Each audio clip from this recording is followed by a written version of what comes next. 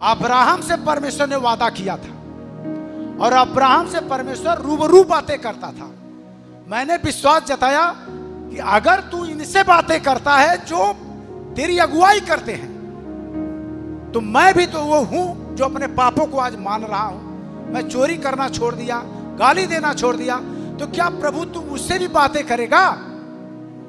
मैं आपको हकीकत बताता हूं कि वो सचमुच उसी तरह बातें किया जिस तरह अब्राहम से परमेश्वर ने बात की। आज हम आपको प्रभु यीशु मसीह के दास के जीवन की एक ऐसी अद्भुत गवाही सुनाने जा रहे हैं। उस गवाही को सुनकर ज्योति शर्मा भी पूरी तरीके से हिल जाएगी। जब आप उस गवाही को सुनोगे तो प्रभु यीशु मसीह आप सभी के जीवनों को बदलेंगे। इसलिए आप सभी उस गवाही को पूरा जरूर सुने, क्योंकि ऐसी गवाही आपने आज तक नहीं सुनी होगी। पहले आप सभी उस गवाही को सुनिए, फिर हम आपसे बातचीत करते हैं।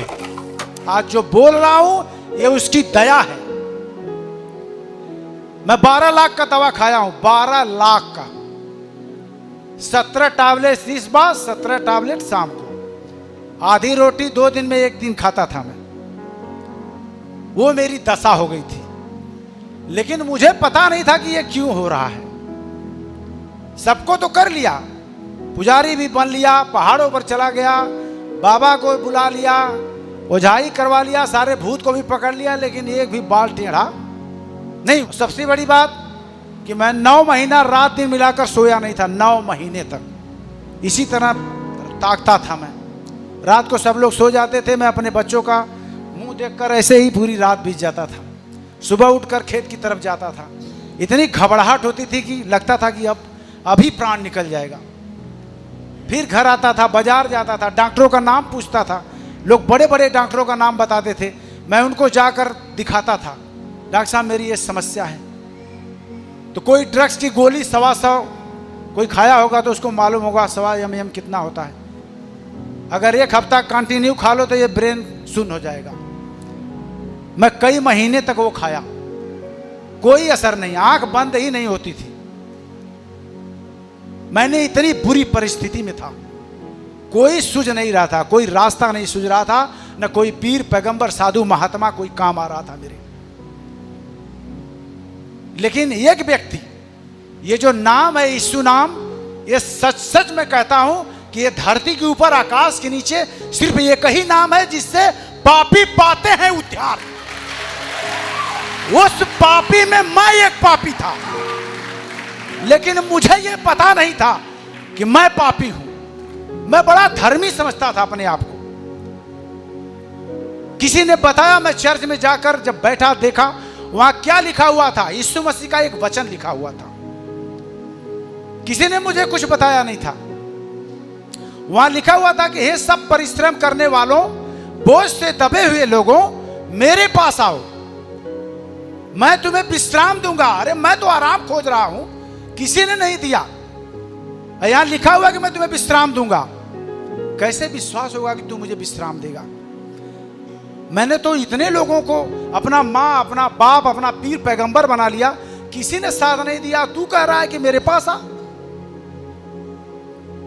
मैं हकीकत बता रहा हूं आपसे सच सच कि मैं अपने पत्नी का, कहते हैं ना जब मौत सर पे मंडराती है तो किसी को अनुभव हो जाता है कि अबे मरने वाला है।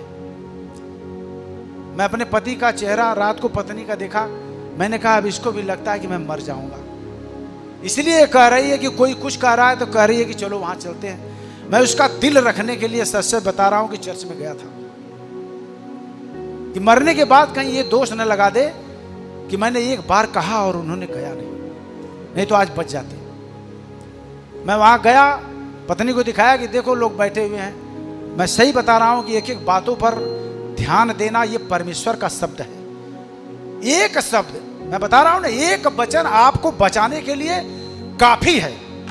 उस पहाड़ों को ढाने के लिए एक वचन काफी है। जिस तरह वो वचन मेरे हृदय में आया, मैं बता रहा हूं विश्वास तो नहीं था कि ये मुझे बचाएगा। मैं वो दिन बिताकर घर चला गया। मैंने कहा चलो हो गया तुम्हारी वाली? बोले हाँ चलो हो गया। लेकिन 4-6 दिन के बाद फिर संडे आता है ना, तो किसी को चिंता होती है कि यार चर्च चलना है, यार कोई काम नहीं करना। लेकिन मुझे वो पता नहीं था। लेकिन मैं सही सच सच बताता हूं कि परमेश्वर ने कहा कि एक दूत है जो तुम्हारे पीछे चलता है, वह स्वर्ग से परमेश्वर की ओर से आता है। और जब रविवार आया, जब 9 बजा, तो कोई मेरे कान में कहता था कि आखिर में तू घूमेगा ही ना यहां वहां, चल चर्च में। मैं अपनी पत्नी को बोला चल नहा ले, एक बार फिर चलते हैं। मैं फिर गया उसके साथ, 4 बार वहां गया। एक मुर्दे व्यक्ति को सोए हुए देखा, उसके अंदर ब्राउन टीबी थी। जो हड्डी के अंदर मज्जा होती है वो खत्म हो जाती है, वो कीटाणु खा जाते हैं। उसके अंदर ताकत नहीं थी, ऐसे लेटा था, बेचू से रेफर था वो। उसकी पत्नी बाहर रो रही थी। मैंने कहा देखो ये आंसू बहा रही है, वहां उसकी सांस निकलने वाली है, ये पागल है कि औरत है, वो मरने वाला, लेके घर जाना चाहिए ना उसको। अपनी पत्नी को दिखाया, देखो यहाँ क्या है, यही तो है। बोले अच्छा चलो ठीक है, कोई बात नहीं। 5वें हफ्ते में जब मैं गया तो उस व्यक्ति को चलते हुए मैंने देखा।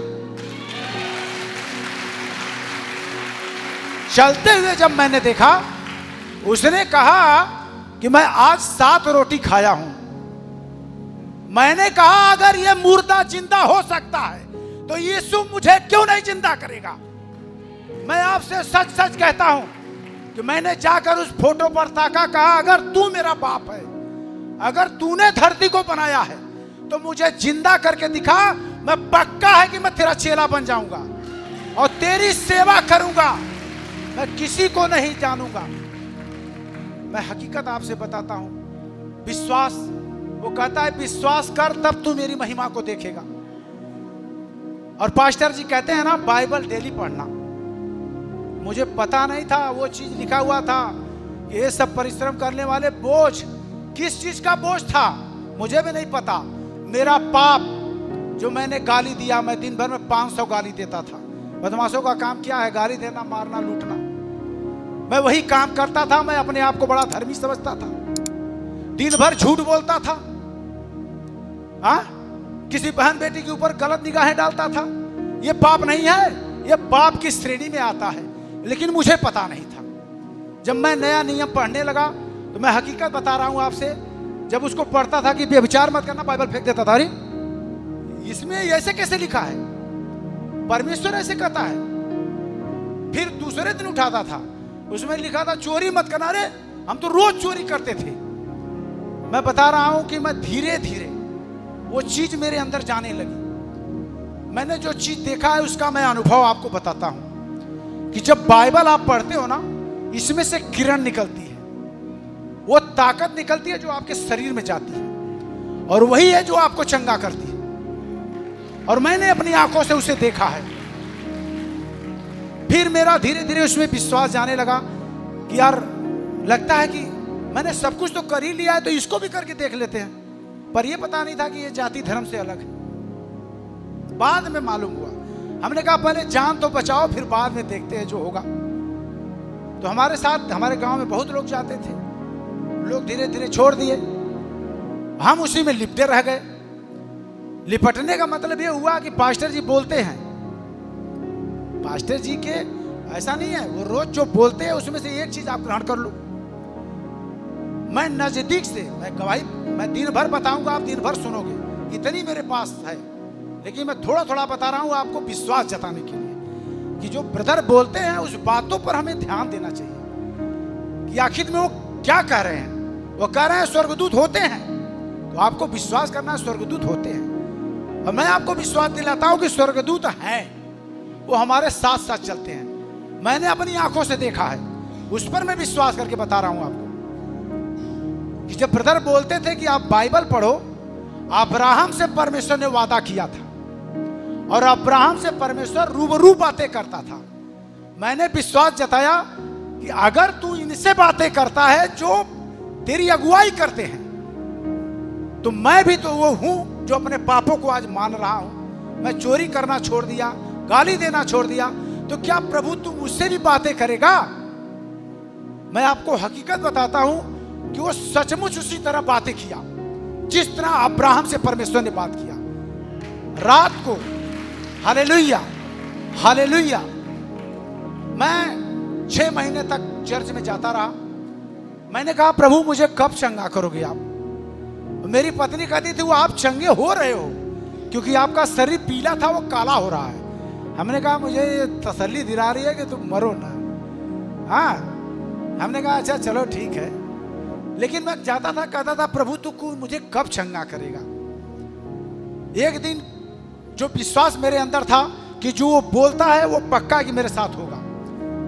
मैं रात को सोया हुआ था, प्रभु ने आकर उसी तरह मुझसे कहा कि आज तू चंगा हो गया।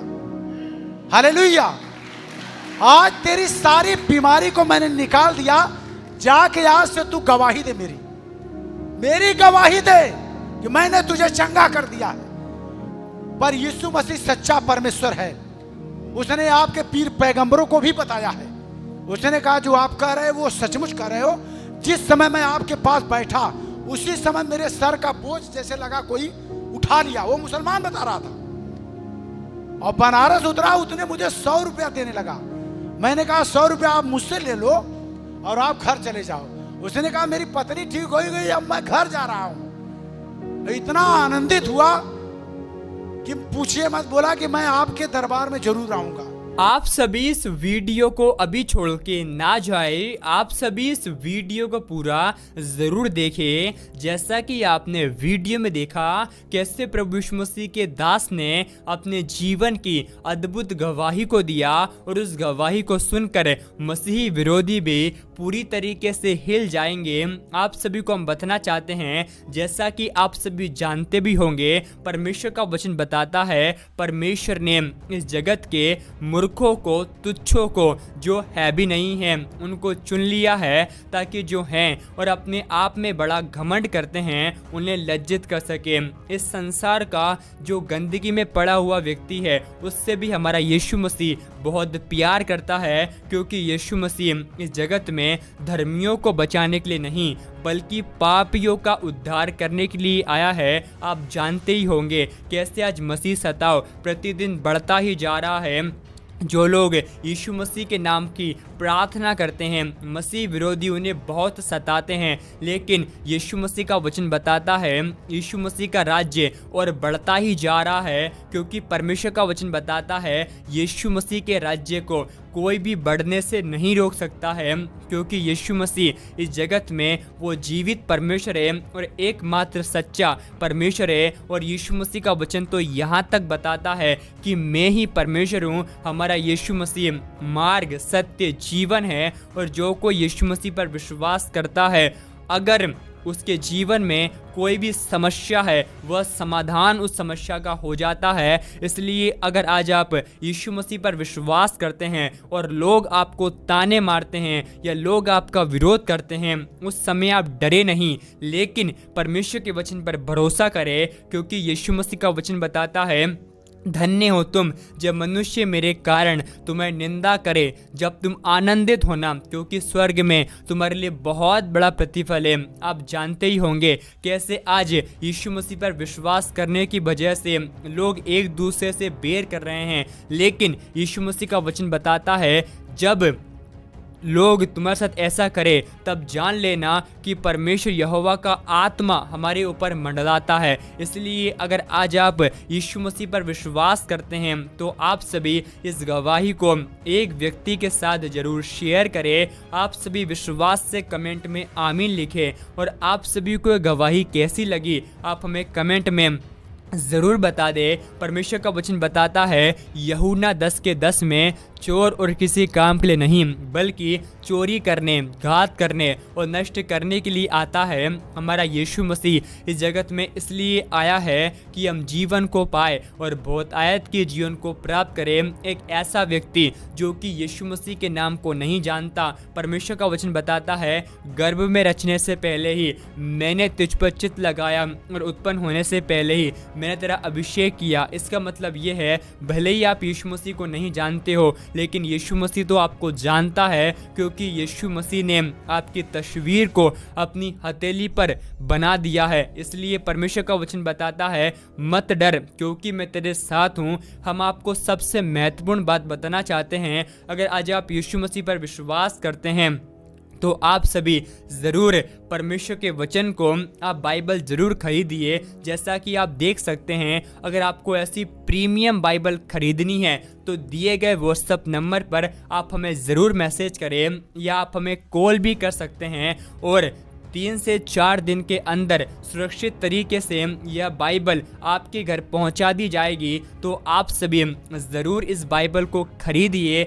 आप सभी इस वीडियो को एक लाइक कर दे। परमेश्वर आपको आशीष दे।